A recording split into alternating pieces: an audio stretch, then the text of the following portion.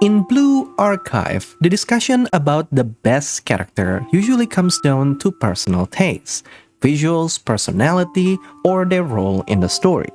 But to me, there is no character better written than Tsukatsuki Rio. Because while she begins the story as an antagonist, Rio is actually the only student in the entire game with a complete character arc, stretching from Volume 2 all the way to Volume F. It's all about redemption, a selfless end with misguided means. So who is Rio exactly? What is her actual mistake? A lot of people often reduce Rio's mistake to just being cold, unempathetic, or overly utilitarian. But those aren't the main problem. Rio's main flaw is epistemic arrogance. She thinks that only her way of knowing is sufficient to make all moral decisions. To her, sentimentality is just noise, emotion is bias, logic and data are the only tools capable of producing objectivity. And in Rio's worldview, being objective is moral. It's the highest virtue. It also explains why her greatest talent is building robots. Robots are predictable, do exactly what they're told. If Rio were just another Millennium student, this would be a strange quirk, but nothing too dangerous. But she isn't. She is the head of the Millennium Science School with near absolute authority. Thematically, that belief makes her a perfect fit as the leader of Millennium, scientific progress, efficiency, and results above all else. But that authority also forces her to deal with people. And people are not predictable. So through her worldview, people have to be reduced to just become variables. Aris is just a weapon. Toki is just a helper. Everything has to fit labels and tiny little boxes. This is why Rio is so cold towards Aris. To Rio, Aris is not a person. She is just a liability that must be removed. But the interesting thing about Rio is that she is not inherently malicious. In fact, you can see her as being heroic. Because Rio's actions are driven by a genuinely selfless goal, her love for Millennium. This is very clear if you see her Valentine event. Millennium is not just her job, it is her identity. As the big sister, she sees protecting the school as her only responsibility. It also explains her obsession with the occult and the nameless priests. They represent a threat no one in Kivotos is prepared for. And if no one else is willing to prepare, then Rio believes it has to be her. And if she fails, she is willing to bear the consequences alone. And despite everything, Rio is not immoral in the way people often claim. She doesn't enjoy violence. What she wants is to win through reason, to have others acknowledge that her logic is just superior. Look at how she confronts the game development department in this scene. When she enters the room, the first thing she does is apologize, especially to Sensei. She doesn't attack them outright. She explains and justifies her actions. What she really wants here is validation from the one adult she recognizes as her equal. She wants Sensei to acknowledge that yes, Aris is a threat, and yes, that her conclusions are reasonable. Only when Sensei refuses to engage with her argument and just try to silence her, she gets frustrated and resorts to violence. This is consistent with her character. Violence is always a last resort, only used when she believes reason has failed. This is why her confrontation with Himari is different. Himari outright rejects Rio's premise. To Rio, that means there is nothing left to discuss. When you look at her through this lens, you will see that Rio lives in a very lonely world. She knows that what she's doing is morally wrong, and she hates that fact. But she sees herself as the only one cursed with knowledge because she believes that she is the only one capable of calculating the full picture objectively, and therefore the only one willing to do what must be done to protect the things she loves. So, how does the story punish Rio? By letting her logic run unchecked. Because she sees people as variables, the cost of being wrong becomes infinite. In her mind, Aris isn't a simple trolley problem with one life versus 5. It's one life versus everyone else in Kivotos. And ironically, this is where she stops being reasonable. She never re-examines the premise that Aris is nothing more than a doomsday weapon. After all, she never spends time with Aris. She never sees the girl raised by the game development department. When Aris loses control for a single moment, Rio treats it as a proof that her worst fears were correct. The question if there are alternatives never crossed her mind anymore. Then, because of her epistemic arrogance, she cannot consider other worldview because it's not objective. At this point, there is no more brake to stop the trolley. And then comes the real tragedy. Her fear creates the very outcome she's trying to prevent. By calling Aris a demon lord, Rio pushes her closer to become exactly that. Even better, she built a city that Kei can use to end the world. This is a dreadful realization that crushes her. But the final irony is almost cruel.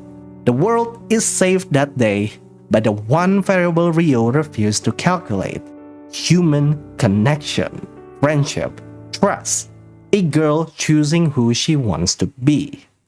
And this is the one thing Rio cannot understand. But again, it wasn't out of malice. In her Momo Talk event, we finally see who Rio truly is when she's not the big sister. Turns out, she is a total mess. She doesn't eat properly, she doesn't know how to clean her own room without Toki, and she doesn't even have any hobby. This completely reframes her previous failure. Yes, everything she did was hubristic and dangerous. Yes, she reduced people into variables. But it's because she doesn't know any better. She is just a sheltered kid with no real social foundation, suddenly handed absolute power. This Momo Talk event is my favorite simply because it shows her character growth through slow and quiet self-reflection. Character growth always requires sacrifice. For Rio, this is where she abandoned her arrogance to consider a different perspective. In the past, she thought that people were unreliable and need to be controlled. But people cannot be rolled back. If a machine gets a broken part, you can just replace it. But people aren't. Things that go wrong for them cannot be fixed that way. Notice here that she is still objective-driven. She still values structure, but now she values human life more than before. But growth doesn't erase consequences. Unlike other characters in Blue Archive, the writers just don't give Rio sympathy to escape her consequences easily. Volume F makes sure we feel that. Because there is still one person whose suffering hasn't been addressed: Toki. Rio gave Toki dangerous equipment and forced her to carry out her bidding. And I've realized recently that Toki has no friends. Do you know why? Because Rio prevented her from interacting with anyone for security reasons. And Toki did every last thing asked of her, without a single complaint. Rio coerced and manipulated Toki into killing a person. Rio and her trolley problem. She puffed her chest out with all of her moral superiority, but it was Toki who had to pull the lever. What a coward! And when her plan fell to pieces, do you know what she said to Toki? Do whatever you want. And then she disappeared. Irresponsible, cowardly, selfish. Did you even consider how Toki would feel, left alone and deprived of the only person she had been allowed to talk to? Do you know why she was unable to join the CNC? Why Toki felt the need to simply disappear? Of course you don't. The loneliness and guilt of others would never cross Big Sister's mind. empathy doesn't reside within the delusions you exist within. You know, Toki came to me and asked. She asked what she could do, how she could be helpful. She didn't know how else to find her worth unless she was useful. Even now, Toki is fighting alone. She ignores her wounds and searches and fights in places where sanctums could manifest. Alone. Do you understand her desperation, you filthy witch? You don't deserve such a loyal mate. A friend. And if CNC doesn't want Toki, I'll take her with me. I'll protect her. No, I don't need you. Not a single soul in Kifotos needs your help. Get off the ship. I have Aris, Sensei, and the game development department. I don't need you.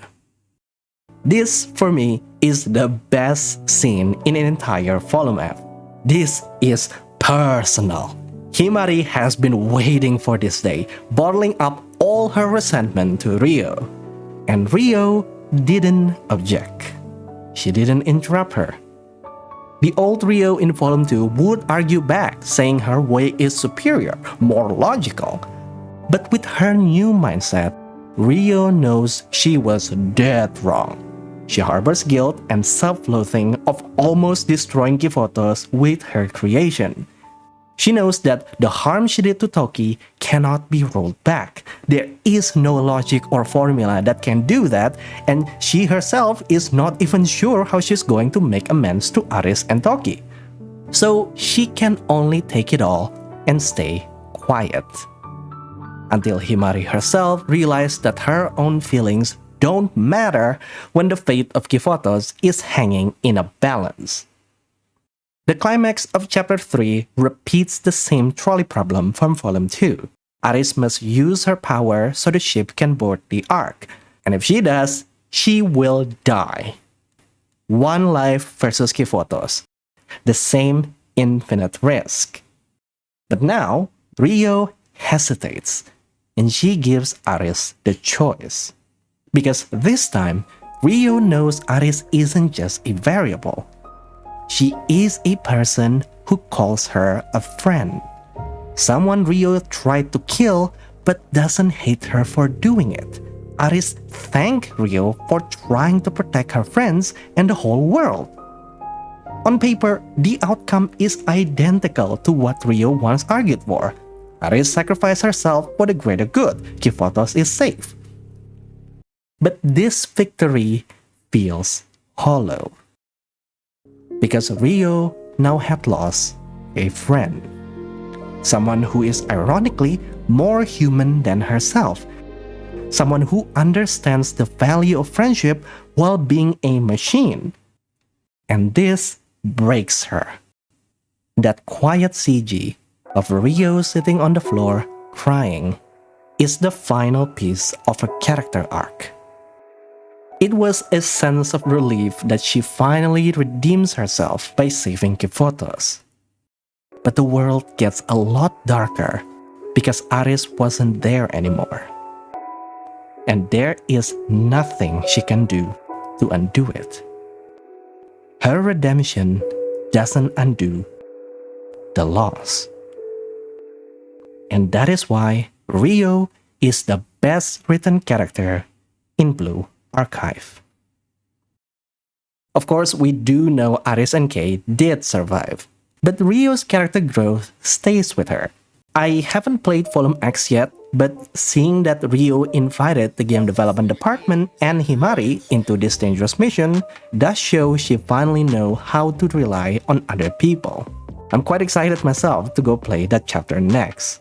But what do you think? Do you agree that Rio is the best written character so far? If not, who is your favorite character in Blue Archive? Let me know in the comment section down below.